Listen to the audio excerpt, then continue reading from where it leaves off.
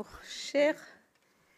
chers collègues, pour notre seconde table ronde dédiée au fret maritime dans le cadre de la préparation du rapport de notre délégation sur la lutte contre la vie chère dans les Outre-mer, nous allons entendre à présent donc Monsieur Grégory Fourcin, vice-président et directeur des lignes Outre-mer de CMA-CGM, qui est la 3e entreprise mondiale de transport maritime en conteneurs et la première française, qui sera en visioconférence. Monsieur Louis Colland, président du syndicat des transitaires de Guadeloupe, la STCG, en visioconférence, et Monsieur Guillaume Vidil, directeur général de la compagnie maritime Marfret. Nous vous remercions donc vivement, messieurs, pour votre disponibilité. Nous allons vous laisser la parole pour votre présentation à tour de rôle sur la base du questionnaire qui vous a été transmis en avant. Et comme vos prédécesseurs, vous avez chacun une dizaine de minutes pour votre exposé liminaire. Je demanderai ensuite à nos rapporteurs de poser leurs questions. Et enfin, je laisserai à nos autres collègues le soin de vous interroger. Monsieur Fourcin, vous avez la parole.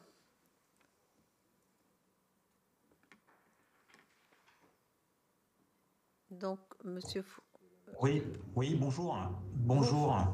Est-ce que vous m'entendez? Oui, parfaitement, mais on ne vous voit pas. Oui. Mais j'arrive pas à me connecter en termes de vidéo. C'est ma webcam, je pense, qui ne connecte pas. J'en suis désolé, je vais réessayer. Alors, si vous voulez bien, nous pourrons laisser la parole à monsieur Vidil, qui est en présentiel, le temps de gérer les petits problèmes techniques de la visio. Oui, très bien. Monsieur Vidil?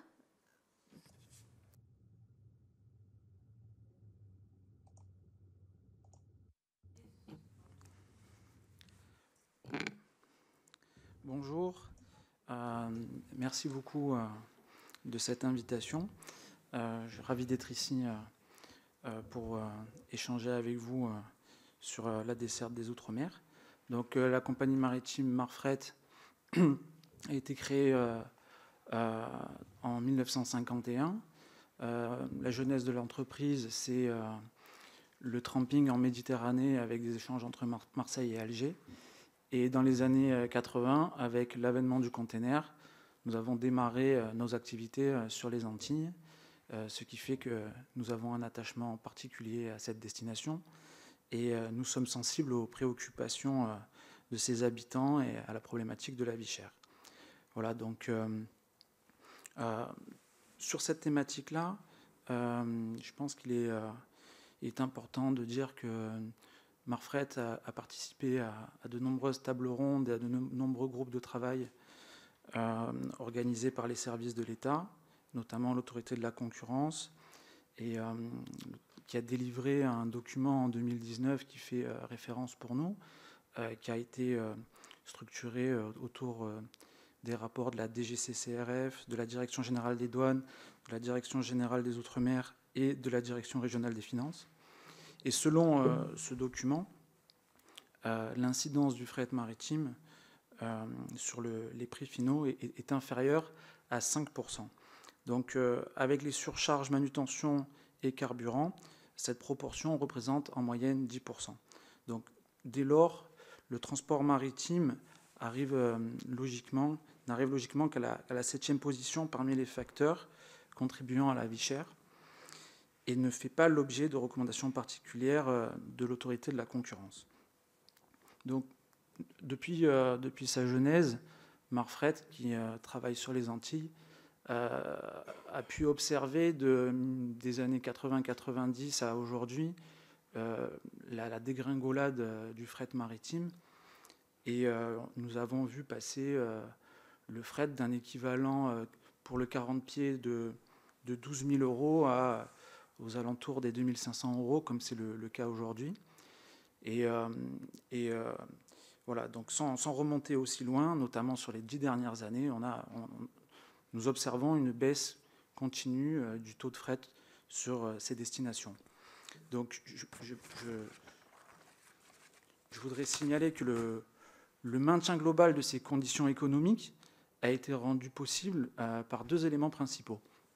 Le premier, c'est que précédemment, les Antilles étaient la destination finale du trajet maritime, et ce qui fait que le fret aller, je rappelle que c'est un marché étroit sur lequel il y a peu de fret retour, le fret aller était suffisant pour payer l'entièreté du voyage. Et grâce aux efforts des armateurs et au prolongement de l'itinéraire pour aller chercher des destinations continentales en Amérique centrale, en Colombie, au Costa Rica, au Panama et en Équateur, Marfret, qui a fortement investi dans la technologie du conteneur frigo, a pu aller chercher un fret retour salutaire, notamment en fruits tropicaux, poissons congelés et autres frets qui ont permis la construction de cet itinéraire complexe, équilibré, qui touche des destinations continentales, qui permet donc une stabilité tarifaire dans les dom-toms, aux Antilles. Le deuxième point qui a permis le maintien de ces conditions économiques, c'est l'engagement de long terme et l'effort des compagnies maritimes dans l'investissement continu dans du matériel nautique récent, avec une efficience énergétique sans cesse améliorée, et des navires dimensionnés aux contraintes de ces ports dans les dom-toms qui sont parfois complexes, comme à Papeete avec une barrière de corail à l'entrée, ou en Guyane avec une rivière peu profonde, et qui nécessitent du matériel nautique adapté. Voilà, donc ces facteurs ont particulièrement, ces deux éléments ont particulièrement démontré leur effet stabilisateur lors de la pandémie crise sanitaire mondiale entre 2020 et 2022, période pendant laquelle les Antilles et les dom-toms ont été totalement préservés de l'explosion du marché de l'affrètement et du prix du container. Voilà, grâce au recours à des navires en propriété qui a permis d'avoir une maîtrise de nos coûts, d'être coûts industriels et de ne pas subir les fluctuations du marché de l'affrètement. Voilà, donc je tiens aussi à souligner le niveau de desserte exceptionnel dont bénéficient les Antilles, qui se retrouvent au cœur d'un dispositif de transport desservi à la fois par le nord de l'Europe, la Méditerranée en connexion avec l'Amérique centrale, ce qui, à notre connaissance, est totalement unique. Aucun marché de cette étroitesse ne bénéficie d'une telle desserte, en connexion avec l'Espagne, l'Italie, la France, la Belgique, les Pays-Bas, l'Angleterre, l'Amérique centrale, comme je le disais tout à l'heure. Donc la Martinique et la Guadeloupe se retrouvent au cœur de ce dispositif. Et cette intensité capitalistique déployée par les compagnies maritimes, en flux tendu, à fréquence hebdomadaire, a permis aux opérateurs économiques locaux une grande souplesse dans la gestion des approvisionnements et la réduction des coûts d'immobilisation et de stock et d'entreposage, puisque maintenant c'est le navire qui fait office d'entrepôt. Et on le voit comme c'est le cas en ce moment en France métropolitaine avec la grève dans les ports, que dès qu'un navire prend du retard, on se retrouve avec des pénuries dans les magasins, puisque nos importateurs ne font plus de stock et sont dans une logistique de flux tendu. Donc, tout ça pour illustrer l'extraordinaire richesse de la desserte des Antilles actuelle. Pour autant, la situation est fragile. Le marché est étroit, les taux de fret sont très bas, les conditions de manutention sont très chères, et les difficultés économiques et sociales liées à la destination outre-mer ont découragé déjà plus d'une compagnie. Nous avons par exemple observé en 2009 le départ de la compagnie Hornline, en 2014 le départ de Wakeline, en 2018 la disparition et le départ de Gisline, et dernièrement en 2023 le départ de la compagnie Maersk. Donc la desserte des Outre-mer reste pour un transporteur maritime un challenge, de par la forte distance, le bombardement réglementaire auquel nous sommes soumis. Pour autant, Marfret reste très attaché à ces destinations qui sont les éléments principaux de notre fonds de commerce. Et la mise en place de mécanismes de diminution des recettes représente une menace existentielle de premier plan pour Marfret, qui est arrivé au plancher de sa capacité à accompagner cette descente des taux de fret. La compagnie maritime Marfret a cependant un engagement très fort avec les Antilles. C'est une relation historique qui se passe de contrat. Nous avons un engagement envers les importateurs antillais et nous sommes convaincus que le développement de la production locale dans les territoires ultramarins est l'élément principal qui permettrait de dynamiser l'économie, de créer de l'emploi et de diminuer la dépendance aux importations. À cet égard, l'intégration régionale est un élément clé du développement des Outre-mer. Les économies de Guadeloupe et de Martinique ont besoin l'une de l'autre, car leur taille limitée, la taille de leur marché domestique limitée et pris isolément brident leurs échanges commerciaux et freinent le développement local de l'industrie et de la manufacture, qui sont les conditions de la croissance et de la création d'emplois. Donc Marfret participe à cette intégration depuis les années 2000 avec sa ligne Ferrimar, qui réalise au moyen d'un navire roulier un véritable pont maritime entre les deux îles, un pont hebdomadaire entre la Martinique, la Guadeloupe, Saint-Martin et Saint-Barthélemy. Voilà, donc pour dynamiser ces échanges, nous avons organisé le 5 juin dernier en Martinique le premier forum économique réunissant les acteurs de l'industrie de la production martiniquaise et guadeloupéenne, en leur offrant notre navire sous la forme d'un entrepôt pour y faire un salon B2B et ainsi stimuler la création d'idées et d'opportunités de collaboration entre les deux îles et favoriser cette intégration économique régionale. Voilà, en cohérence avec cet engagement, nous venons d'adhérer à l'association Cœur de Martinique que nous allons nous efforcer de soutenir, et nous allons aussi contribuer à l'avènement d'une association similaire en Guadeloupe. Et en novembre prochain, nous organisons la deuxième édition du Ferry Forum en Guadeloupe, et nous allons ritualiser cet événement et l'inscrire dans le calendrier à raison d'une fois par an. J'en ai terminé. Merci beaucoup. Donc, nous allons reprendre avec monsieur de la CMA-CGM. Vous êtes en ligne?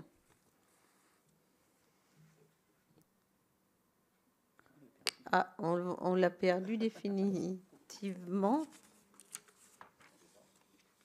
Monsieur. D'accord. Et monsieur Colomb? Sinon, nous pourrons passer à monsieur Colomb.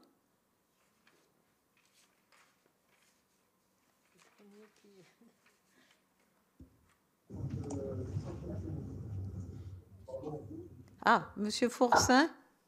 Vous me voyez? Vous m'entendez?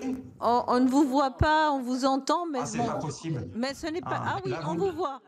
Alors, on vous voit. Peut-être qu'il faudrait regarder sur votre droite.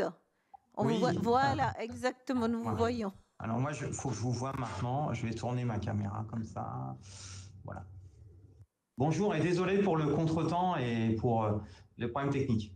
Non, mais je vous en prie, c'est normal. Ça fait partie des aléas du direct.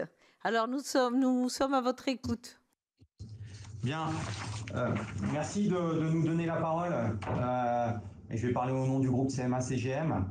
Donc, je m'occupe de la partie Outre-mer, Amérique latine, enfin, les lignes chez CMA-CGM qui touchent le continent sud-américain, les Outre-mer et l'Océanie. Je voulais vous remercier de nous donner l'occasion de prendre la parole sur un sujet aussi important qui est la vie chère dans les Outre-mer et le rôle du transport maritime dans cette problématique. Le groupe CMA-CGM, c'est un acteur historique dans les Outre-mer. Hein. Nous sommes présents depuis plus de 150 ans, si on inclut évidemment la présence de la CGM à l'époque, et qui dessert aujourd'hui 9 territoires ultramarins. Vous les connaissez tous, hein, depuis la Martinique, la Guadeloupe, la Réunion, Mayotte, la Polynésie, la Nouvelle-Calédonie, Saint-Martin, la Guyane et Saint-Barthélemy. En tant que leader français du transport maritime, on assure un lien vital, je dirais, hein, une sorte de cordon ombilical avec l'Hexagone, tant pour l'importation des produits, l'approvisionnement des îles en biens essentiels, et on soutient également les exportations locales. On contribue donc à l'économie et à l'emploi. Dernièrement, nous avons répondu présent, comme vous le savez sûrement, aux côtés de l'État pour assurer le pont maritime entre La Réunion et Mayotte, suite au passage de Chido, démontrant ainsi l'engagement du groupe dans ces territoires. Et on fait maintenant, je dirais, la route inverse depuis Mayotte sur La Réunion avec après le passage de Garance du cyclone ce week-end à La Réunion. Les actions de CMA-CGM ont été menées auprès des Outre-mer. Vous savez qu'en avril 2021, nous avons gelé les taux de fret pendant la crise du Covid, où on a vu des taux qui avaient fortement augmenté, notamment au départ d'Asie vers la Grande Europe, vers les États-Unis ou l'Amérique latine. Et en août 2022, jusqu'à décembre 2023, le groupe a mis en place une aide pour le pouvoir d'achat de 750 € par conteneur pour toutes les importations vers les Outre-mer, qui a représenté un effort de 122 millions d'euros pour le groupe. Nous avons participé dernièrement aux discussions sur la vie chère en Martinique et sommes constamment à l'écoute des autorités locales ou nationales. Le fret, j'entendais M. Vidil en parler précédemment, effectivement, on représente, selon l'autorité de la concurrence, de son dernier rapport en 2019, 5% du coût d'achat des produits. Vous savez que nous sommes dans des tailles de marché qui sont limitées quand on parle des dom-tom et quand on va à l'intérieur de chaque département d'outre-mer ou territoire d'outre-mer. Et ces départements ou territoires, généralement, ont une forte dépendance à l'importation. C'est à peu près de l'ordre de 88%. Donc 88% des échanges se font à l'importation. Face à cet enjeu et pour lutter contre la vie chère, nous sommes à votre écoute pour étudier une démarche collective impliquant l'ensemble des acteurs économiques et institutionnels. Nous restons évidemment ouverts à des solutions concrètes et équilibrées permettant de répondre aux attentes locales tout en garantissant la viabilité du modèle économique. Notre engagement envers les Outre-mer va bien au-delà des enjeux économiques. À travers la fondation CMA-CGM, nous soutenons des initiatives locales. Il s'agit de sport, de culture, de solidarité. Nous avons fortement lutté et nous luttons encore fortement contre la précarité alimentaire avec plus d'1 million de repas distribués avec la Fédération française des banques alimentaires, 300 000 repas fournis via l'association Andes avec un soutien logistique en transport maritime. Nous avons également mis en place des programmes solidaires, des conteneurs d'espoir. Nous avons également le phare, notre incubateur social qui agit et qui finance des projets avec des forts impacts sociaux, avec des projets à venir, également 6 projets à venir en 2024 et 2025. Nous avons également des partenariats stratégiques avec la sécurité civile, avec l'envoi récemment de 50 conteneurs sur Mayotte. Bref, nous agissons. La fondation également, CMA-CGM, vient de signer également un partenariat avec le service militaire adapté pour permettre une insertion professionnelle durable de 400 jeunes ultramarins. Et nous allons continuer de le faire également sur Mayotte, où le cyclone qui a été fortement impacté par Chido, nous bénéficierons également d'une aide à 50 jeunes qui bénéficieront du soutien de la Fondation. Je suis à votre entière disposition pour discuter de cette vie chère et des impacts. Nous avons longuement échangé avec différentes autorités précédemment. Moi, ce que je voulais vous partager également avec vous durant cet échange, c'est notre vision de cette vie chère et ce qu'on pourrait apporter pour essayer d'y répondre de notre côté. Merci à vous. Monsieur Collomb est en ligne ou Monsieur Collomb nous entend? Non, je ne sais pas. Marie, vous avez des... Oui, oui, je vous entends. Ah, Je mettais juste mon micro qui était coupé. merci, Monsieur Collin. Donc, nous avons vous donner la parole, mais nous ne vous voyons pas. Nous vous entendons, nous ne vous voyons pas. S'il y a possibilité d'activer. Attendez.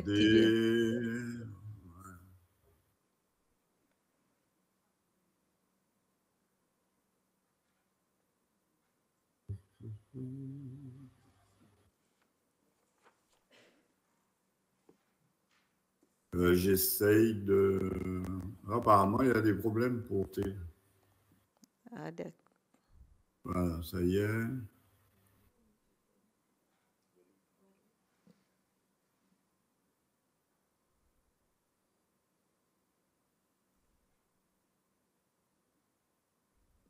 Mais je ne sais pas, j'arrive pas non plus. Ah, désolé, bon, ce n'est pas grave. Nous allons, sans plus attendre, vous écouter votre propos liminaire. Attendez, j'étais en train de réessayer. Bon. Ça y est, je pense que ça marche. Voilà. Merci, nous vous voyons. Merci, monsieur. C'est à vous. Très bien. Bonjour à tous. Alors, merci de me recevoir. Par contre, en termes de préliminaire au préliminaire, je vous informe quand même que si vous vous intéressez aux Outre-mer, il faut vous intéresser aussi à la culture des Outre-mer. Nous sommes en période de carnaval, nous sommes mardi gras. Il se trouve que je suis quelqu'un d'important dans le milieu du carnaval, que je suis président d'un groupe important, phare du carnaval, donc ce qui fait que depuis 5 heures du matin, j'étais dans la rue avec mon groupe jusqu'à 8 heures du matin et que je pense que si j'étais à Dunkerque, on ne m'aurait pas appelé un jour de carnaval. Donc, ceci étant dit, voilà, il faut prendre les Outre-mer comme ils sont dans toutes leurs dimensions. Je suis président d'un syndicat qui, contrairement à ce qui s'est dit, mais ce n'est pas de votre faute puisque c'est très récent, qui s'appelle, qui est le syndicat des transitaires de Guadeloupe, mais qui s'appelle en fait Comet, depuis très peu de temps. Donc, j'ai envoyé ça sur mon inscription. Je représente une profession qui a environ 25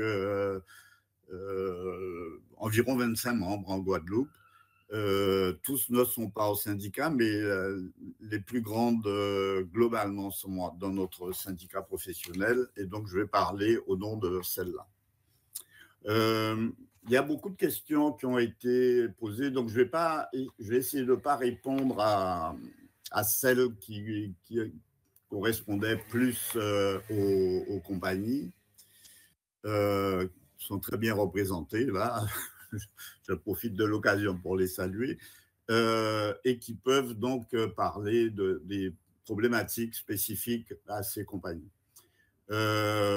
Alors, je vais essayer de reprendre un peu le liminaire de votre questionnaire. Alors, moi, honnêtement, donc, je n'ai pas pu préparer, pour les raisons que j'ai indiquées tout à l'heure, une intervention. Donc, elle n'est pas formalisée comme mes prédécesseurs, mais je vais quand même vous donner mon sentiment général. Sur la notion de crise, alors d'abord, moi, je suis président du syndicat de la Guadeloupe et honnêtement, nous n'avons pas été touchés par la crise qui a malheureusement impacté nos collègues de Martinique et nos voisins. Aujourd'hui, la Guadeloupe, tout en étant consciente qu'il y a un problème de prix, la population quand même s'est un peu retenue de déraper dans des comportements qui n'ont fait qu'aggraver les choses et qui n'ont pas finalement réglé les problèmes. Donc, et je remercie à l'occasion le Sénat qui se pose sur la question. Encore que personnellement, je reste relativement pessimiste sur les moyens. On pourra faire des choses à la marge, mais je ne sais pas, on ne pourra jamais gommer les 6 000 ou 7 000 kilomètres qui nous séparent. On ne pourra jamais gommer tous les effets qui sont créés par cette distance-là. Et même si j'ai entendu M. Vidil dire tout à l'heure que le stockage se fait sur la mer, qu'il y a de moins en moins de stockage, enfin, je travaille, vous avez déjà reçu les gens qui font des voitures, par exemple, les gens qui ont des stocks de voitures, de 500 voitures, alors que qu'une voiture en métropole, enfin un concessionnaire en métropole a un petit stock de 5-10 voitures. Ici, c'est 500 voitures.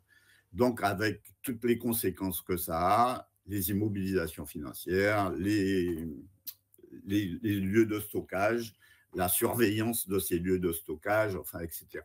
Donc, je pense que précédemment, vous avez eu des explications là-dessus. Et honnêtement, je pense que si on veut trouver un vrai remède à cette question de prix, il y a quand même des mesures très fortes. Et je ne pense pas que le gouvernement ni l'état des finances de la France permettent de prendre en charge ces réformes qui feraient que les prix puissent, enfin qu'on puisse gommer, cette distance qui nous sépare. La première chose que nous pensons ici, c'est que si on doit avoir des mesures fortes, d'abord transformer la Guadeloupe et la Martinique et peut-être la Guyane et peut-être la Réunion en zone franche globale. C'est-à-dire mettre nos territoires qui sont petits, qui ont des PIB 30 à 40% en dessous de celui de la moyenne nationale. Si on veut les mettre en état d'égalité avec nos îles, avec la métropole, il faut ce type de mesures fortes. Or, je ne pense pas que l'État soit prêt à ça. Ensuite, la continuité territoriale. La continuité territoriale, ça voudrait dire supprimer le coût de ce transport, le coût généré par ce transport. Et le coût du transport n'est pas celui des compagnies maritimes seulement. Le prix du transport, c'est celui depuis le départ de l'usine ou de chez le fournisseur jusqu'à l'arrivée chez notre client ici. Donc, et ça non plus, je ne pense pas que l'état des finances aujourd'hui ou même la volonté politique permettrait de supprimer, de mettre en place une vraie continuité territoriale qui ferait gommer tous ces coûts supplémentaires. Alors, parmi toutes les questions posées, on parlait de la concurrence. Nous avons ici une concurrence. Alors, les compagnies vont parler de la concurrence qu'elles se font. Nous, ici, dans les... Alors, je tiens à rappeler quand même concernant les compagnies, pour mettre en exergue le fait que les réglementations qui s'appliquent régulièrement à nos zones, comme elles s'appliquent à des zones métropolitaines, mais qui ici ont un rôle tout à fait négatif, sont quand même appliquées de droit.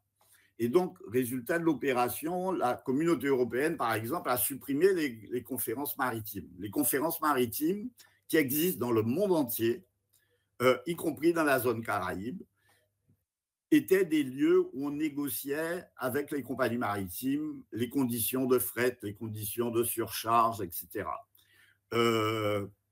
Donc, du coup, pour laisser la concurrence jouer, sous prétexte de laisser la concurrence jouer, on a supprimé ces conférences il y a une quinzaine d'années, je pense.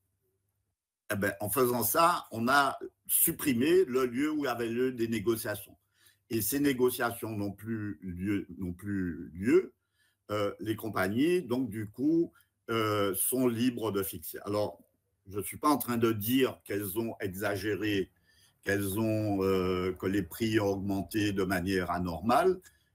Comme le disait M. Vidil et comme le confirmait M.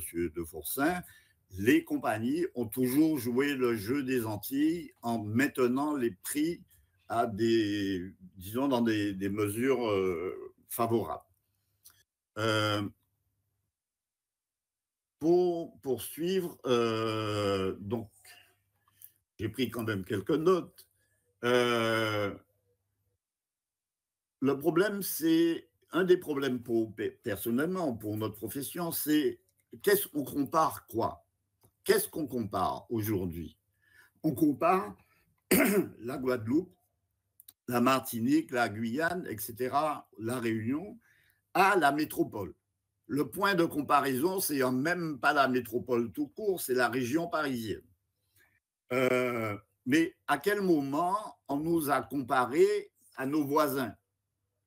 À quel moment on a comparé les conditions de transport qu'ont nos voisins?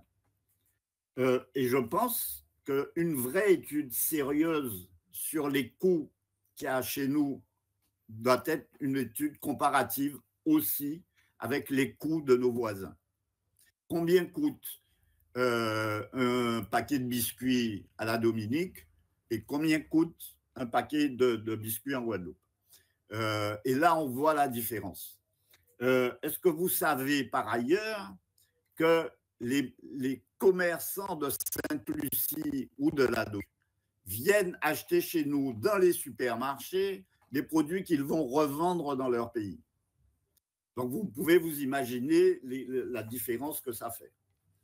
Donc, une vraie étude sur nos prix, une vraie étude sur les prix de nos voisins pour savoir si nous, on est dans une situation anormalement exagérée ou si on est dans une meilleure situation que nos voisins et qui sont bien souvent bien plus pauvres que nous.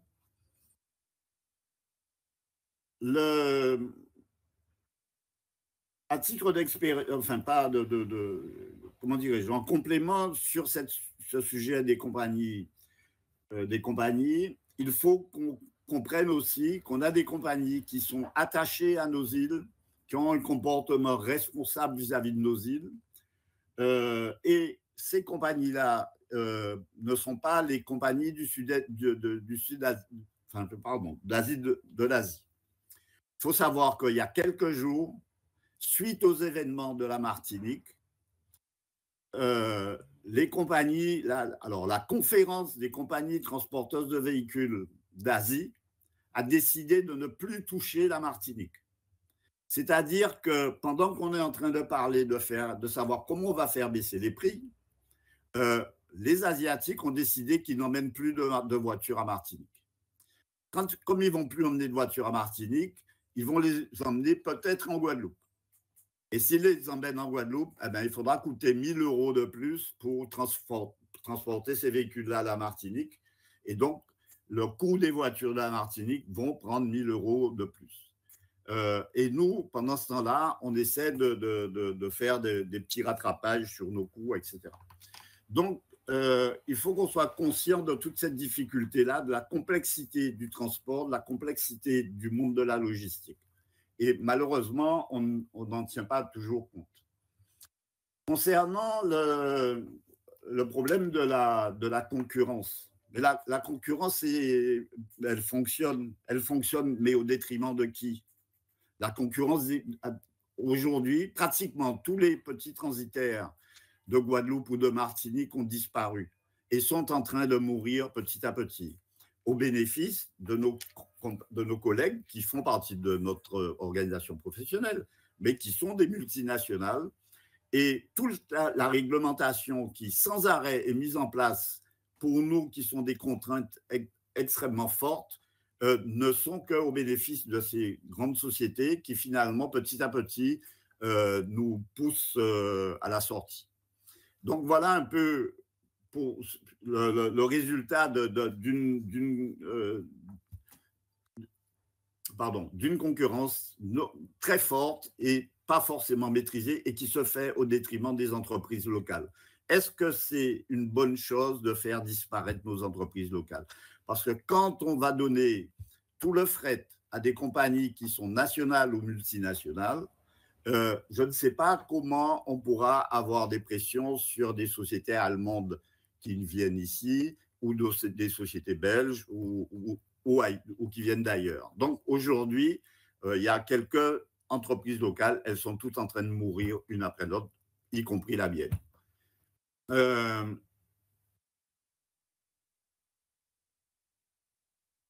Quels sont alors, la qualité des infrastructures portuaires. Aujourd'hui, nous avons des ports. Alors, je vais un peu parler pour celui de Guadeloupe, qui est fiable. Nous avons un port absolument fiable, très bien doté en matériel.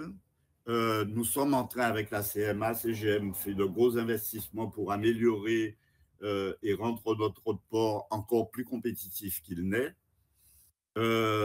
Et ensuite, alors évidemment, ça améliore le passage portuaire et tout gain de temps est aussi un gain d'argent. Dans cette mesure-là, je pense que tout le monde va bénéficier de ce qui est en train de se faire sur la Guadeloupe. Alors, peut-être que les ports suivants, les ports des autres îles ou des autres départements vont suivre un mouvement similaire, mais nous sommes plutôt dans de bonnes conditions de travail aujourd'hui.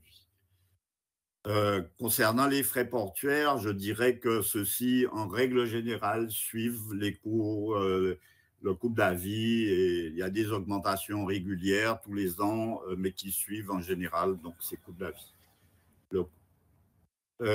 Alors, l'amélioration, je l'ai dit, c'est plus la technique et les techniques, alors aussi bien informatiques qui évoluent, et nous avons suivi tous ces développements-là. Il faut savoir que non seulement la Guadeloupe et la Martinique, en tous les cas, sont dotés, mais les autres départements aussi, de gestion communautaire des marchandises à travers des CCS, des community systems, qui font que tout se passe très rapidement, et toutes les marchandises sont suivies, tout ce qui peut être fait est fait, et la douane est reliée à ces systèmes d'information et qui fonctionnent aussi bien pour le maritime que pour l'aérien.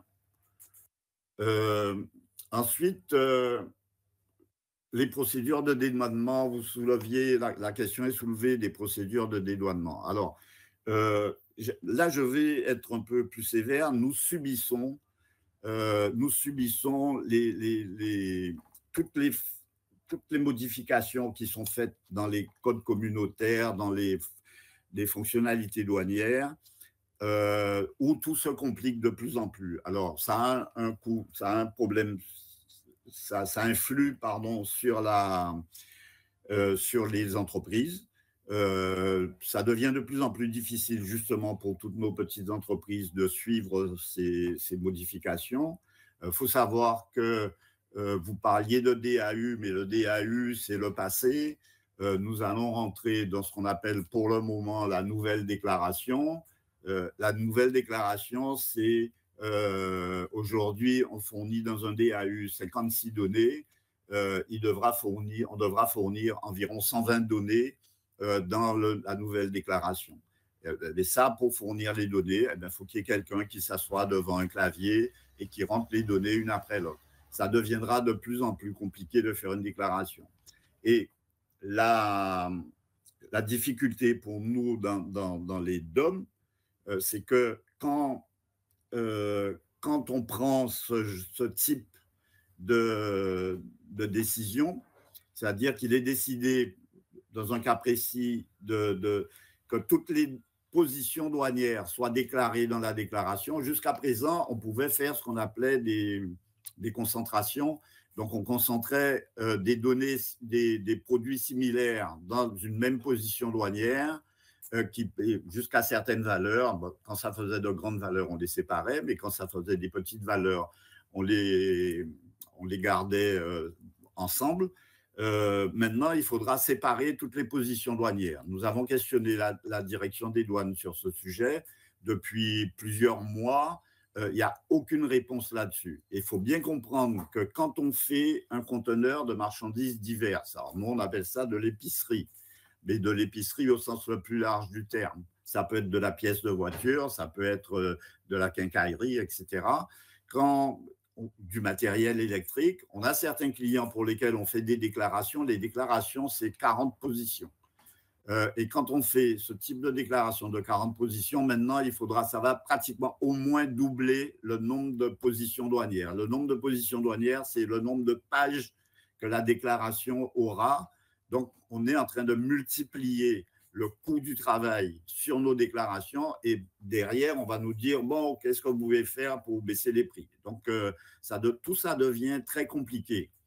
Et j'en passe, et des meilleurs, hein, rassurez-vous. Voilà, donc, je vais un peu terminer là-dessus. Oui, il y a une grosse question sur les intermédiaires. Alors nous, comme on est dans la série des intermédiaires, on va quand même, je vais essayer de vous répondre à la question. Est-ce que vous pensez, chaque intermédiaire est un métier? Est-ce qu'on peut supprimer des métiers dans la ligne du transport? Je vous dis tout de suite que c'est non. Il faudra un fournisseur qui va fabriquer la marchandise, un transporteur qui viendra la chercher à l'usine, un transporteur, un opérateur qui va prendre les mesures pour pouvoir la charger sur un navire, un navire qui va transporter, un opérateur qui va décharger à l'arrivée, un autre opérateur qui va faire une déclaration en douane et qui va faire les formalités à l'arrivée, plus évidemment un transporteur qui va emmener la marchandise chez le client. Chacun de ces opérations, c'est un métier. Alors, certes, on peut concentrer dans certains cas. Alors, il y a une sorte de fantasme qui existe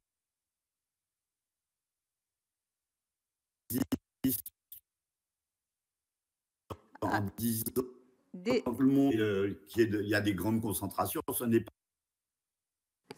Monsieur Collant, excusez-nous, nous avons quelques petits soucis de connexion. On ne vous a pas entendu. Sur quel moment? Juste sur le fantasme. Ok. Nous nous sommes arrêtés au fantasme. Je parlais des concentrations d'opérateurs, d'intermédiaires. Je disais que tous les intermédiaires, ce sont des métiers et tous ces métiers-là doivent exister et ne peuvent pas ne pas exister. On ne peut pas supprimer un intermédiaire au milieu d'une chaîne.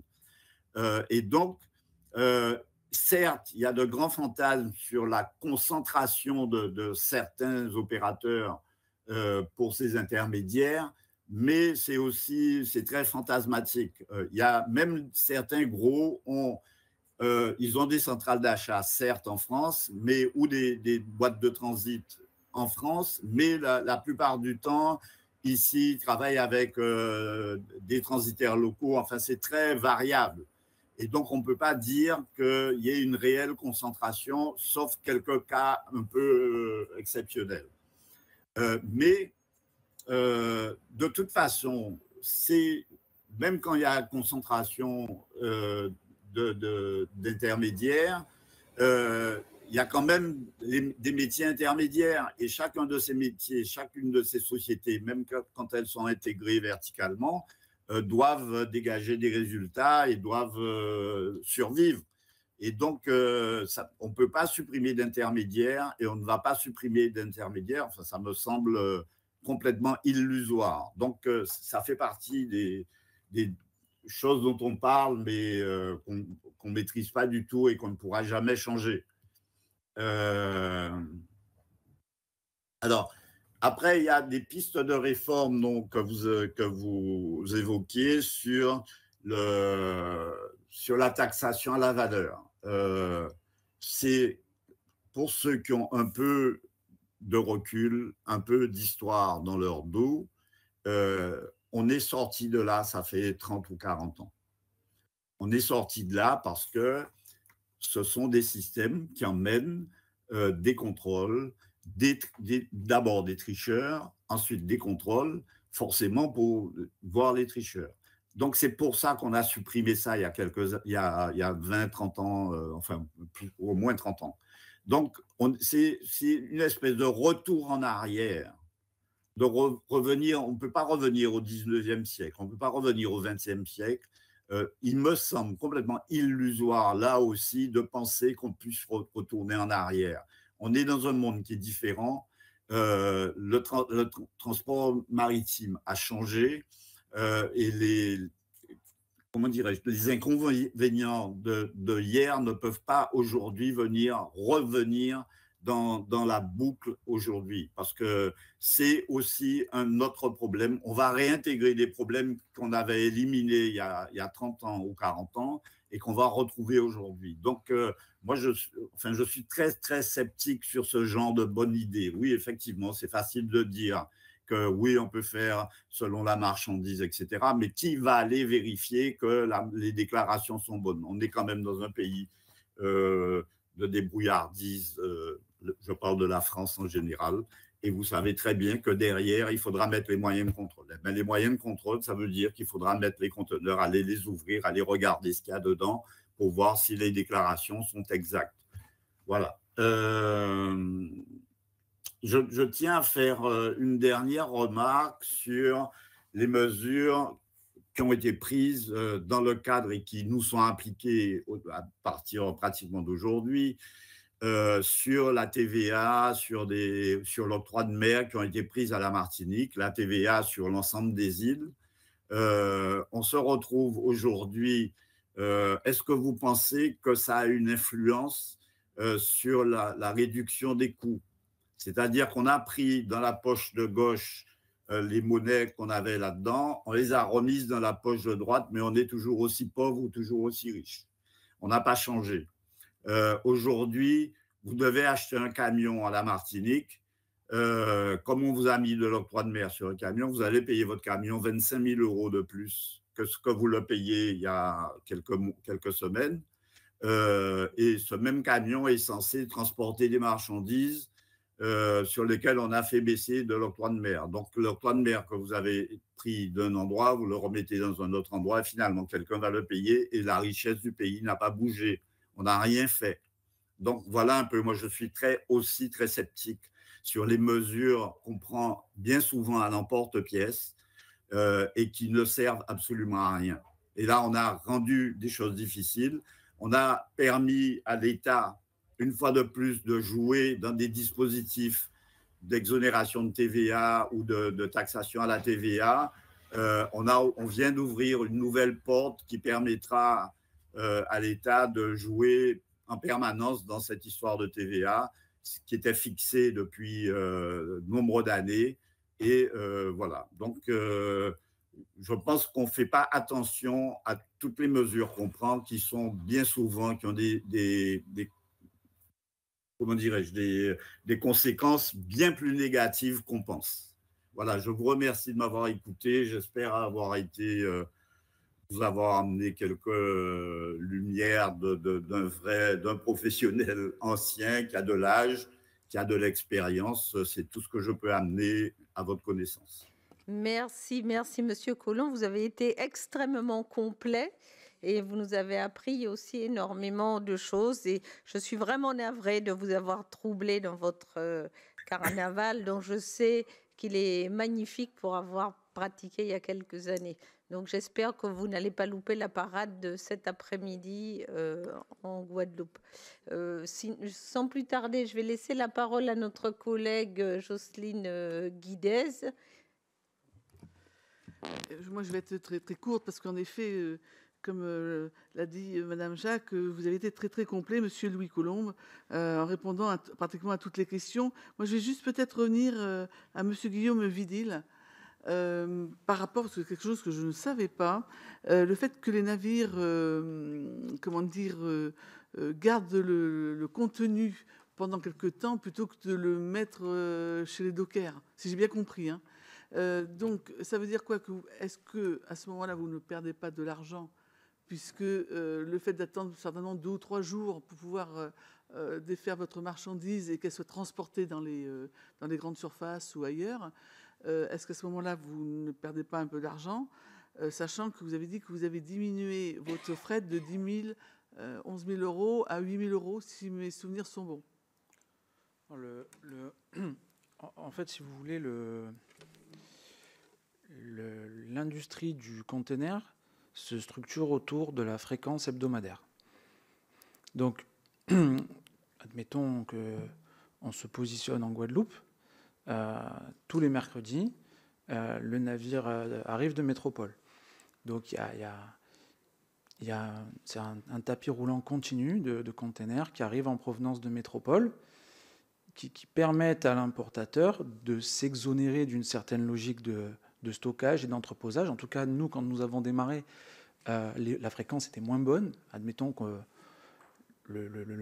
certains des lignes de Marfret sont desservies en quatorzaine. Le navire ne vient que tous les 14 jours. Ce qui impose, par exemple, à l'importateur la notion de constituer un stock.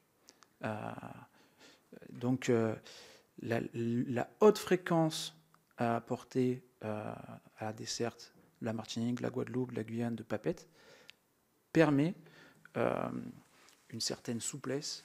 Et puis, en plus de ça, l'excellent service qui est proposé, puisque c'est une desserte hebdomadaire qui est réelle. On a vraiment un très bon taux de service qui permet à l'importateur de compter en fait sur ce rendez-vous, sur ce rendez-vous avec le fret que le transporteur garantit, et un peu, dans quelque sorte, d'escompter l'arrivée de ces marchandises. Et on sait que voilà, on sait que le stock coûte cher et que voilà. Alors après, pour répondre à votre question plus en détail, il est vrai en plus de ça que les compagnies offrent une certaine franchise parfois de 7 jours après débarquement. Donc le conteneur, il a aussi un stationnement à quai dans l'enceinte portuaire, qui est assez coûteux, bon, c'est vrai. Ça, la compagnie le prend sur soi. Et à partir d'un certain temps, il y a une facturation. Et d'ailleurs, voilà, très souvent, les importateurs, notamment antillais, gardent le conteneur dans leur cours un certain temps et ensuite le déstockent et le ramènent au port vide. Voilà. Alors, moi, j'ai quand même remarqué qu'on a quand même un problème dans les grandes surfaces, notamment.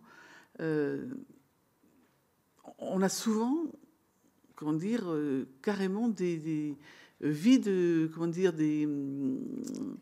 des rayons, merci, des rayons mais complètement vides. Et parfois, il faut attendre 2 à 3 jours quand ça fonctionne bien, quand c'est pas une semaine, pour que l'alimentation revienne à la normale, que les rayons soient remplis. Il n'y a pas moyen de faire mieux que ça Alors, moi, je suis dans le transport maritime du point A au point B. Je ne suis pas dans la distribution. Mais c'est vrai que le distributeur pourrait et devrait, par prudence, constituer une semaine de stock, même si ça représente un coût. Ça, c'est une pratique que je ne maîtrise pas. Et voilà, il faut savoir qu'en ce moment, vous le savez, probablement dans les ports français, il y a une grève de la FNPD qui perturbe fortement les escales des navires en Europe du Nord. Et ces mêmes navires vont probablement être en difficulté pour matcher le rendez-vous dont je parle, de l'escale hebdomadaire en Guadeloupe. Et c'est dans ces moments-là où il y a un peu un élastique qui se distend et qui fait qu'au lieu d'avoir un réassort au bout d'une semaine, il intervient qu'au bout de 10 jours. Voilà, malgré l'excellent niveau de service qui est offert, on a en ce moment des grèves en France de 2 à 3 jours consécutifs, non travaillés au Havre, ou à Fos ou à Marseille. Après, il arrive que le navire rencontre un mauvais temps, une avarie technique. Donc, et on a constaté avec les années chez Marfret que nos clients, les grossistes, avaient de moins en moins de capacité de stockage. Thévaro Fritsch. Oui, rapidement, parce que le temps court, effectivement. Donc, je voulais remercier et m'associer au regret de Micheline Jacques, remercier notre interlocuteur de la Guadeloupe et lui souhaiter un bon carnaval, effectivement. J'espère un jour pouvoir y participer aussi. On n'a pas la chance d'avoir ça en Polynésie française, mais j'ai pris 22 heures d'avion pour pouvoir vous parler aussi ce matin, enfin cet après-midi.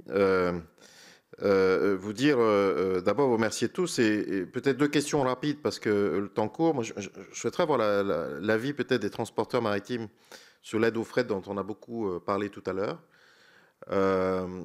Et sous-entendu, est-ce que vous pensez qu'il faut davantage aider les opérateurs plutôt que les importateurs sur ces sujets-là?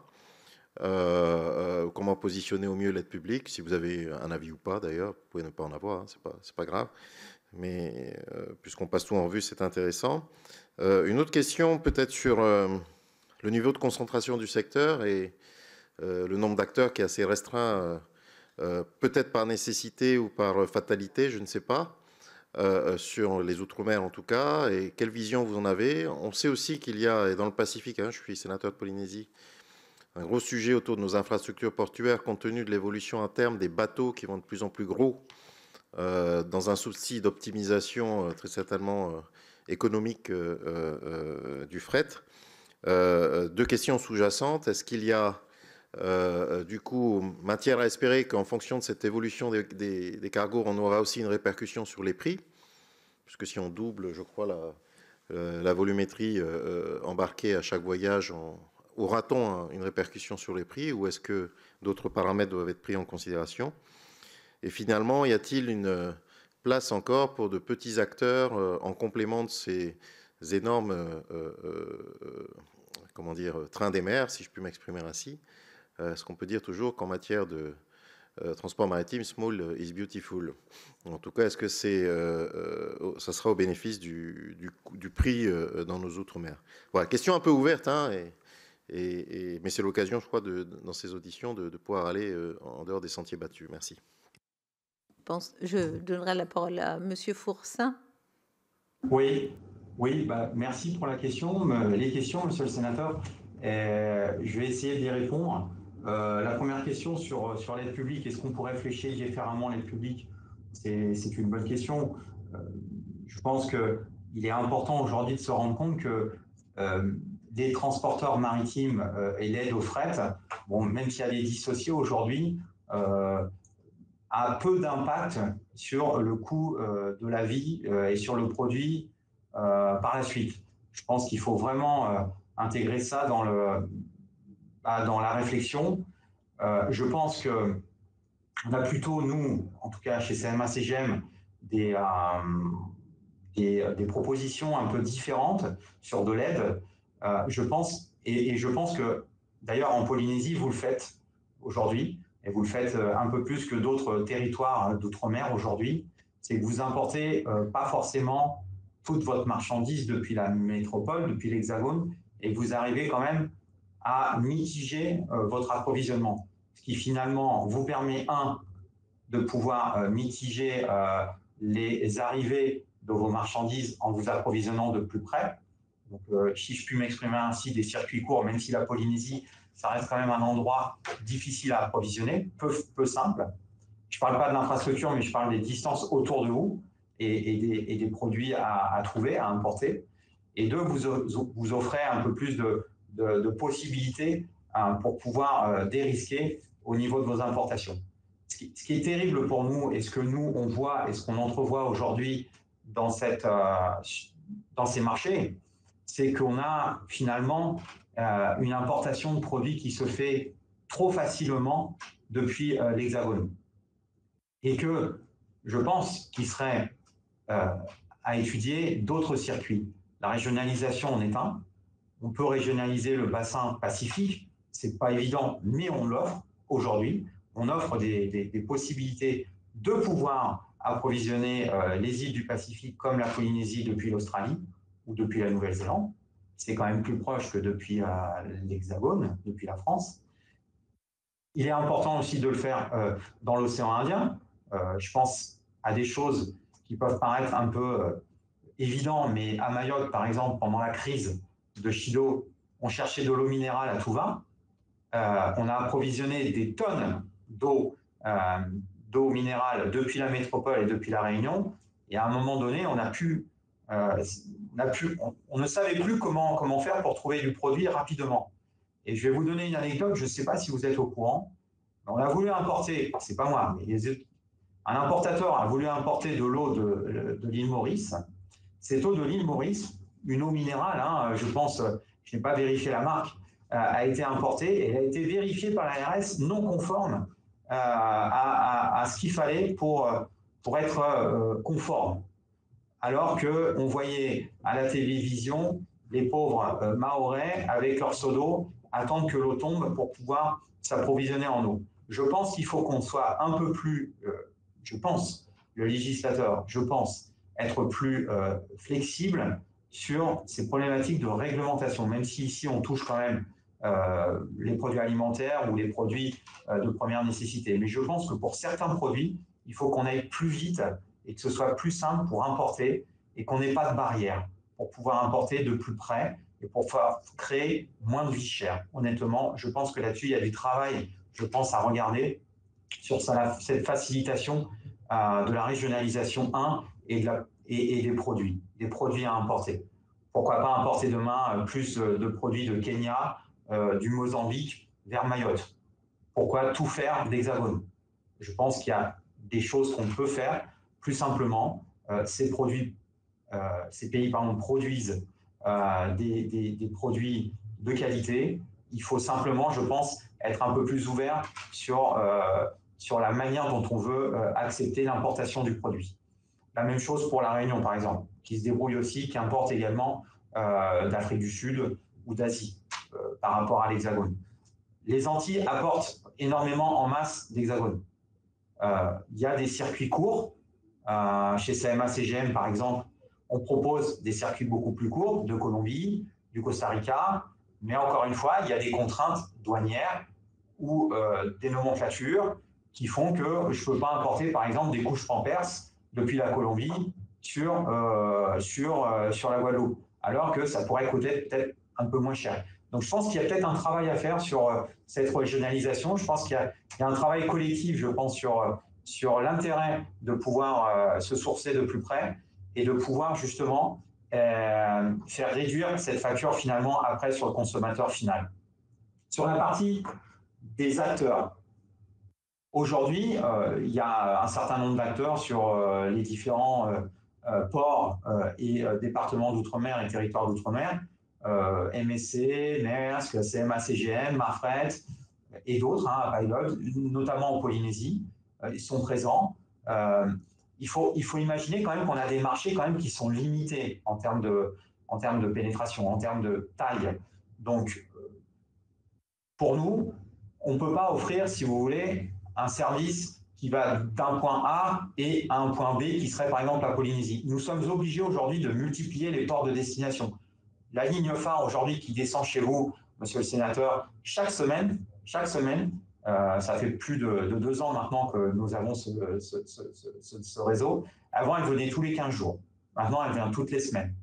Et cette ligne, elle vient depuis Le Havre, Dunkerque, elle descend, elle passe aux États-Unis, elle passe le canal de Panama, elle descend en Nouvelle-Calédonie et à Papeete, vous approvisionnez les biens de consommation nécessaires à la Polynésie. Eh bien, ceci, on ne peut pas le démultiplier pour tous les concurrents. S'il y avait ce marché, nous, on serait ravis d'avoir d'autres concurrents qui viennent.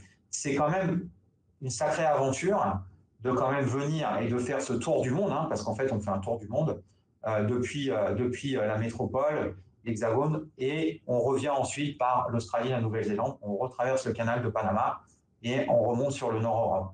Donc, c'est quand même un schéma qui est extrêmement complexe à mettre en place et où finalement, on est obligé de se rattacher à d'autres ports de destination pour pouvoir, si vous voulez, remplir, décharger et optimiser, si vous voulez, notre rotation. On ne pourrait pas faire un vecteur qui partirait du Havre, qui déchargerait en Polynésie et qui repartirait. Ce serait bien trop compliqué à mettre en œuvre et trop cher.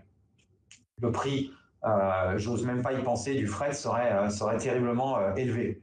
Donc, c'est comme ça qu'on met en place ces schémas, en tout cas chez CMA-CGM, et qu'on le fait finalement pour tous les autres territoires dans le monde, mais qui sont bien souvent des marchés un peu plus grands et qui nous permettent de le faire plus simplement, je dirais. Par rapport à votre question sur les infrastructures portuaires, les infrastructures portuaires sont une vraie question dans les Outre-mer. On a différentes vitesses dans les Outre-mer. Monsieur Colomb parlait tout à l'heure des développements qui vont être faits à la Guadeloupe. On en est très, très, très content. Il faut absolument qu'on ait des ports dans nos Outre-mer qui soient compétitifs. Dans les Outre-mer, on ne travaille pas la nuit. Dans les Outre-mer, on ne travaille pas trop le dimanche. Dans les ports dans le monde, vous travaillez la nuit et le dimanche. Ce n'est pas quelque chose qui est standardisé dans les ports d'outre-mer. Il faut, je pense, le standardiser. Pour cela, il faut avoir une main-d'œuvre compétitive. La main-d'œuvre docker, généralement, dans les outre-mer, elle est assez chère. On parlait tout à l'heure des frais portuaires. Les frais portuaires sont également quelque chose qui peut être un frein pour les compagnies maritimes en termes de compétitivité. Je faisais des comparatifs de frais portuaires, par exemple, dans les Antilles comparé à des ports satellites, hein, comme la République dominicaine ou la Colombie, on a des écarts de 1 à 4 dans les frais portuaires. On a des chiffres, si vous souhaitez, on pourrait vous les partager. Généralement, les ports français sont assez élevés en termes de frais portuaires. Quand je dis frais portuaires, c'est les frais pour le port autonome, pour le port qui gère, les frais de l'amanage, les frais de remorquage.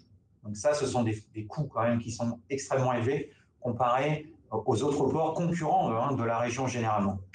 Donc voilà, pour vous donner un éclairage. Par rapport à votre remarque sur « je mets un plus gros bateau qui rentre dans le port, finalement, je peux diviser le fret par 2 ». Alors, je comprends le concept, mais il faut que vous sachiez quand même qu'il y a quand même des coûts qui, nous, aujourd'hui, sont constamment en train d'augmenter. Dans les territoires et les départements d'outre-mer, les frets sont stables. Je pense que M. Collomb en a parlé tout à l'heure. On a quand même une stabilité des taux de fret. Parce que, on va dire qu'on est un transporteur responsable, d'accord? Pas que nous, mais je pense qu'aujourd'hui, il y a une responsabilité, en tout cas chez CMA-CGM, qui est instaurée sur les Outre-mer. En revanche, nos coûts, eux, ils continuent d'augmenter. Les frais de port augmentent, les chartes des navires sont en train d'exploser depuis le Covid. Aujourd'hui, un bateau qui valait 100 aujourd'hui à l'affrètement en vaut 120, 130, 140. Ça, il faut le prendre en compte. L'acier pour faire construire les conteneurs augmente. Les frais aujourd'hui de location de conteneurs augmentent. La manutention aujourd'hui augmente. Donc, on a quand même tous ces coûts aujourd'hui qui ne font qu'augmenter. Et finalement, nos frais aujourd'hui restent stables. On pourra vous fournir également de la donnée si vous le souhaitez. Donc, ce n'est pas forcément mathématique ou d'avoir un bateau plus gros qui rentre dans un port qui va finalement faire baisser les tarifs de fret. Oui, nous essayons de les faire baisser lorsque nous pouvons travailler sur des échelles. Mais le problème, c'est que nos tailles de marché restent les mêmes. C'est-à-dire que je vais continuer à venir en Polynésie avec un bateau qui va plus faire 2000 TEU, mais qui va en faire 4000 demain, mais mon marché, lui, ne va pas doubler. Donc, je vais devoir quand même trouver d'autres marchés afférents pour pouvoir remplir ce bateau et pour pouvoir faire baisser finalement le fret pour la Polynésie. Donc, c'est un calcul un peu plus complexe et une mise en œuvre un peu plus, je dirais, compliquée à mettre en œuvre. Mais oui, vous avez raison, le but du jeu, évidemment, c'est de mettre des bateaux plus grands, d'escaler dans des ports plus grands, plus simples. Il y a une problématique en Polynésie avec la passe. Je sais que ça devrait être un jour, j'espère, résolu. Et c'est important pour nous dans notre développement à continuer de desservir la Polynésie avec des navires plus grands. Pourquoi je vous dis ça? Parce que demain, je ne vais pas pouvoir continuer à venir avec des navires de petite taille parce que nous avons des contraintes écologiques de plus en plus pénalisantes. On va avoir des navires demain qui seront plus capables de fonctionner parce qu'ils polluent trop et parce que leur route est telle que la taille du navire est trop petite et donc trop polluante par rapport au nombre de conteneurs qu'il charge. Donc, il faut absolument tenir compte de ces problématiques-là qui sont aujourd'hui, dans le cadre de l'OMI, pénalisantes pour nous demain pour desservir ces territoires. Je pense que vous en avez entendu parler. Ce sont quand même des contraintes qui vont venir complexifier la desserte des ports d'outre-mer, notamment la Polynésie et la Nouvelle-Calédonie. Merci beaucoup. Alors, je suis vraiment navrée, mais je devrais excuser mes collègues rapporteurs puisque nous sommes attendus aussi en séance. Mais Madame, notre collègue Annick Petrus souhaitait poser une question, donc sans plus tarder, je vais lui laisser la parole. Merci de me donner la parole, Madame la Présidente. Saint-Martin est une collectivité d'outre-mer qui repose quasiment exclusivement sur l'importation pour son approvisionnement. Cette dépendance au fret maritime est d'autant plus marquée que notre territoire subit une double insularité. D'une part, en tant qu'il est éloigné des grands centres logistiques, et d'autre part, en tant que collectivité encore trop souvent rattachée au circuit de la Guadeloupe, sans toujours bénéficier d'une adaptation spécifique à ces contraintes. Aujourd'hui, plusieurs évolutions risquent de fragiliser encore davantage cette chaîne logistique déjà sous tension. La suppression de la liaison maritime directe entre Le Havre et Philipsbourg par CMA-CGM, qui impose désormais un transbordement en Guadeloupe, les retards de travaux d'extension du terminal de Jarry qui devrait jouer un rôle important, un rôle clé dans cette nouvelle organisation, mais dont l'arrêt du chantier pose désormais de sérieuses incertitudes, et l'absence d'alternatives clairement identifiées pour garantir la fluidité et la prévisibilité fiabilité des flux d'approvisionnement vers Saint-Martin. Ces éléments inquiètent les acteurs économiques locaux car ils pourraient se traduire par un allongement des délais de livraison, une hausse des coûts logistiques et, in fine, une aggravation de la vie chère pour les Saint-Martinois. Aussi, j'ai 3 questions à vous poser. La première à CMA-CGM. Avec la suppression de la liaison directe Le Havre-Philipsbourg et les retards à Jarry, comment CMA-CGM garantit-elle que l'approvisionnement de Saint-Martin ne sera pas perturbé en termes de délai et de coûts? Peut-on envisager une solution transitoire comme le recours à des navires de plus petit tonnage? Il me semble que j'ai vu ça se faire lors de l'ouragan Irma, après l'ouragan Irma. Une question à M. Louis Collomb, que je vois toujours fidèle au carnaval, puisque nous avons couru ensemble le carnaval il y a 45 ans de ça. Le retard des travaux d'extension du terminal de Jarry, M. Collomb, met en péril le modèle de transbordement prévu pour Saint-Martin. Quelles mesures peuvent être prises pour garantir un acheminement fluide des marchandises vers les îles du Nord malgré ces contraintes? Et enfin, une question ouverte à tous les intervenants. Plutôt que de centraliser systématiquement l'approvisionnement à Jarry, ne serait-il pas envisageable d'explorer une alternative via d'autres ports caribéens pour garantir la régularité des flux vers Saint-Martin? Quels sont les freins actuels à cette coopération régionale? Nous ne pouvons pas permettre que Saint-Martin devienne un angle mort de la logistique ultramarine. Il est urgent que des solutions soient apportées pour garantir la sécurité d'approvisionnement de mon territoire. Je vous remercie, Madame la sénatrice. Je peux prendre la parole? Allez-y, allez-y. Ok. Je vous remercie pour ces questions. Sachez, Madame la sénatrice, que la liaison Le Havre-Philipsbourg est toujours en place. Il n'y a pas de changement. Nous opérons aujourd'hui avec nos navires. Et le projet aujourd'hui de transborder en Guadeloupe est en question chez nous. Et donc, aucune décision n'a été prise aujourd'hui, à l'heure actuelle. Aucun communiqué n'a été fait pour changer notre fonctionnement entre Le Havre et Saint-Martin. D'accord? Donc, juste pour apporter cette clarté, nous n'avons pas changé notre desserte aujourd'hui et nous sommes toutes les semaines à Saint-Martin avec le service qui vient du Havre. Donc, ça reste en place, madame. Et dès lors que nous voudrons changer de desserte ou de fonctionnement, vous serez la première informée et nous vous tiendrons évidemment étroitement au courant. Et l'objectif est d'offrir évidemment une solution performante et compétitive par rapport à ce que vous avez aujourd'hui. Mais aujourd'hui, aucune décision n'a été prise. Et nous avons bien pris en compte, au contraire, les attentes des Saint-Martinois et des Saint-Martinoises. Donc aujourd'hui, il n'y a aucun changement qui a été opéré entre l'Hexagone et Saint-Martin. Aucun. Si je peux me permettre sur les ports, je vais laisser M. Collomb commenter, mais il y a eu des retards pris sur la transformation du port de Jarry parce qu'il y a eu, je pense, des ordres qui ont été passés au niveau des portiques, au niveau de l'allongement du quai qui prennent un peu plus de retard. Mais normalement, je pense que tout ça devrait être finalisé avant la fin de l'année. Je vais attendre les retours et les commentaires de M. Collomb sur ce sujet. Il connaît bien mieux que moi la Guadeloupe.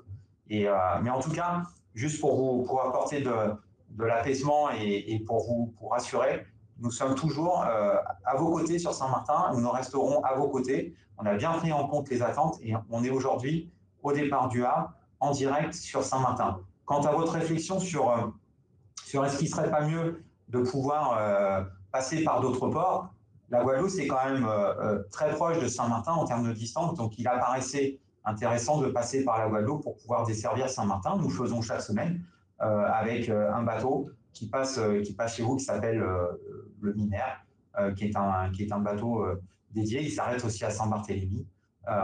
Et on trouve que cette plateforme via la Guadeloupe marche très bien aujourd'hui. Si vous avez d'autres propositions à nous faire, on est prêt à les étudier et à venir en parler, en discuter avec vous.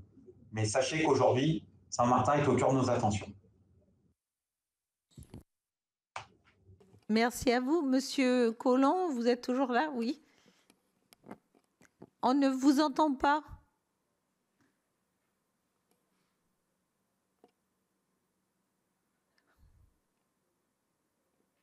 Voilà, c'est le micro qui avait...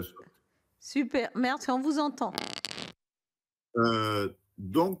Écoutez, chère madame, bon, les travaux ne sont pas arrêtés. Ils ont été arrêtés partiellement sur une partie très précise qui était dans un problème de pieux et de profondeur de pieux. Donc, il a fallu rallonger des pieux qui descendaient et le temps que ces nouveaux pieux arrivent, le chantier, cette partie du chantier s'est arrêtée. Mais le port de Pointe-à-Pitre aujourd'hui est en chantier sur plusieurs points, y compris pour les modifications de matériel qui vont venir. Donc, tous ces chantiers se déroulent plus ou moins correctement, avec des difficultés liées à tout chantier, évidemment. Et on a un problème, donc, forcément d'espace et de travail sur le port, mais qui se résorbe relativement bien. Et donc, il n'y a pas de souci. Alors la partie terre-plein prévue supplémentaire va prendre un peu de retard, mais le reste va se faire et tout est en train de se préparer pour avant, comme disait M. Fourcin, avant la fin de l'année. Les premières modifications vont être opérationnelles d'ici le mois de septembre. C'est sûr qu'on a une partie de temps un peu compliquée qui est le temps des travaux, mais qui de toute manière aurait été compliqué. Donc, voilà, il n'y a pas de changement particulier. Tout le reste fonctionne à peu près normalement. Merci beaucoup. Voilà. Et pour rajouter légèrement sur ce que disait M. Fourcin, en tous les cas, pour le port de Guadeloupe, de grandes discussions ont eu lieu sur les ouvertures d'horaires de travail et globalement, le port de Guadeloupe, s'il ne le fait pas encore, est en train de se diriger vers une ouverture relativement totale, 24 sur 24, 7 sur 7. Voilà. Merci beaucoup, Monsieur Vidil. Vous avez quelque chose à rajouter? Oui, je souhaite aussi rajouter que le pont maritime dont je parlais tout à l'heure, Ferry-Mar, qui relie la Guadeloupe et la Martinique, fait aussi escale tous les samedis à Marigot, à Saint-Martin, reliant ainsi Saint-Martin à ses îles sœurs, mais aussi proposant ainsi des connexions de transbordement en provenance de Méditerranée ou d'Amérique centrale. Merci. Alors, avant de clore cette audition, nous avons retenu un certain nombre de choses et notamment, j'adhère à l'exposé pragmatique de M. Fourcin sur la régionalisation. Alors, c'est un travail que la délégation est en train de mener actuellement depuis l'année dernière avec un rapport sur la coopération régionale par bassin océanique. Et j'aurais aimé savoir, est-ce que vous auriez des freins au développement de lignes régionales dans le cas où il était possible, on arrivait à faire sauter certains verrous législatifs permettant des échanges commerciaux dans la zone, puisque nous sommes aussi confrontés à des pénuries qui n'est pas de votre fait, à des pénuries liées par exemple à la grève des dockers, où j'ai été alertée sur le fait que le mois prochain, nous risquons de connaître de grosses pénuries à Saint-Barthélemy compte tenu de la grève générale des dockers qui a été annoncée dernièrement. Bon, les îles, et vous l'avez souligné, Monsieur Vidil, il est vrai que compte tenu des contraintes liées au coût du foncier, déjà, à la disponibilité, les marges de stockage sont très limitées et parfois sont coûteuses aussi, puisqu'il faut louer des dépôts pour stocker le matériel, puisqu'à Saint-Barthélemy, les containers ne peuvent pas quitter le port, d'une part, et deuxièmement, il y a des coûts aussi de fonctionnement, et le port est aussi extrêmement exigu. La collectivité prévoit des travaux d'agrandissement de la plateforme pour permettre de répondre aussi à la nouvelle organisation l'organisation que met en place la CMA-CGM. Donc, et j'ai aussi, lors une précédente audition, il nous avait été signalé qu'il n'y avait pas de transfert inter-îles, et je vois que visiblement ce n'est pas tout à fait le cas. Donc il faudrait peut-être informer un peu plus s'il en était besoin. Certains, notamment les concessionnaires automobiles, peut-être que votre moyen de transport n'est peut-être pas adapté au transbordement, au transfert des véhicules.